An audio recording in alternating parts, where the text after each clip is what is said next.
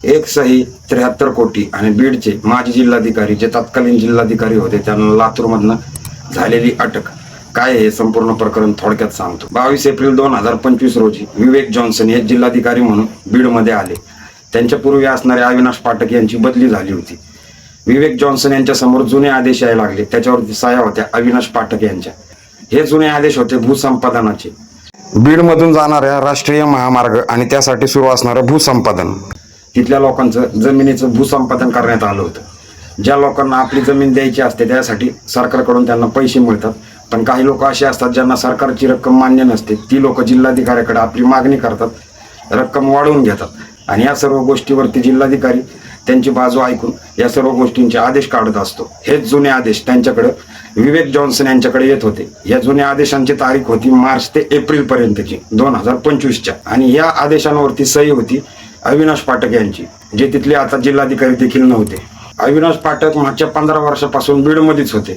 कधी तहसीलदार, कधी जिल्हा अधिकारी, कधी उपजिल्हाधिकारी, कधी निवासी अधिकारी, पाणी पुरवठा अधिकारी, असं 15 वर्ष अविनाश पाठक यांनी बीडमध्ये काम केले। आता एवढे वर्ष ते बीडमध्ये का होते, त्यांना सेवा करायची होती का मेवा खायचा होता, हे तुम्हीच ठरवायचे। जेव्हा हे खोटे आदेश समोर आले त्यानंतर या सर्व प्रकरणाची चौकशी करायला सुरुवात झाली। या सर्व प्रकरणाचा तपास पूजा पवार करत होत्या। त्यावेळी त्यांच्या हातामध्ये 25,000 कॉल रेकॉर्डिंग लागल्या होत्या। त्यानंतर हा तपास सुरू होता। या सह्यांची बनावट सह्या आहेत की कशा आहेत, या सह्यांच्या कॉपींची तपासणी, आवाजांच्या नमुन्यांची तपासणी सुरू होती। जे हे जुने आदेश येत होते ज्याच्यामध्ये मंजुरी दिल्याचं सांगितलं होतं, हे 154 प्रकरणं अशा मालकांची प्रकरणं होती ज्याची मूळ किंमत 64 कोटी होती, परंतु याची रक्कम वाढवून 310 कोटी एवढी करण्यात आली होती आणि हे मंजूर झाल्याचे बनावट आदेश देखील बनवण्यात आले होते। या प्रकरणामध्ये 10 जणांवरती गुन्हा नोंद झाला होता, काही लोकांना पकडण्यात आलं होतं, काही लोक फरार झाली होती।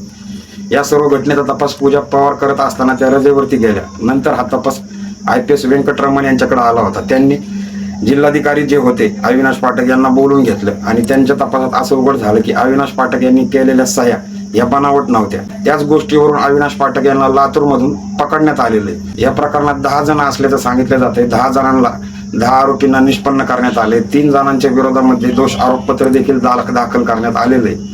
या सर्व गोष्टीचा तपास आता बीड पोलीस करत आहेत, परंतु 15 वर्षापासून बीडला चिटकून बसलेले हे जिल्हाधिकारी अविनाश पाठक यांनी डोळे झाकून हे काम केलं का स्वतः जाणीवपूर्वक केलं, यांना कोण मदत करत होतं?